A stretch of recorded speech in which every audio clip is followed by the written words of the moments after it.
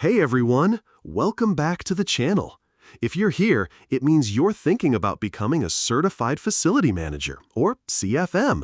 Great choice. It's one of the most respected credentials in the field of facility management. But yes, it can sound overwhelming at first. So today, I'm breaking it down into 5 easy and human-friendly steps. Let's go.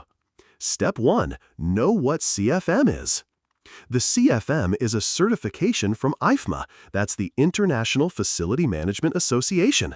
It shows that you're a pro at handling buildings, people, safety, and operations in an organization. Basically, you're the go-to person for keeping everything running smoothly. Step 2. Check if you're eligible. You need a mix of education and experience.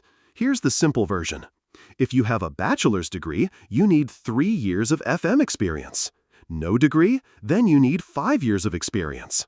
It's okay if you don't manage everything. You just need to work in any of the 11 core areas of FM.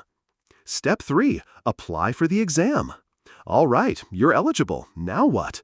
Go to the IFMA website, create an account, and apply for the CFM exam. You'll need to submit your experience details, fill in some personal info, pay the application fee, around $910 for non-members, less for members. Wait for approval.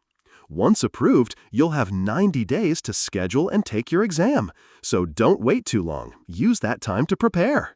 Step 4. Prepare smartly. Here's how to study without freaking out. Start with the CFM Exam Reference Guide. IFMA provides it. Use online prep courses or self-study materials. Focus on the 11 FM competencies. Think finance, maintenance, project management, real estate, leadership, and so on. And hey, make flashcards, join FM forums, and do practice questions. Pro tip: you don't need to memorize everything. The exam tests real-world decision-making, not textbook definitions. Step 5. Take the exam. Finally, it's exam day. Here's what to expect. It's a computer-based test with 180 multiple-choice questions. You'll get 4 hours to complete it. The questions are scenario-based. They test your thinking, not just your memory.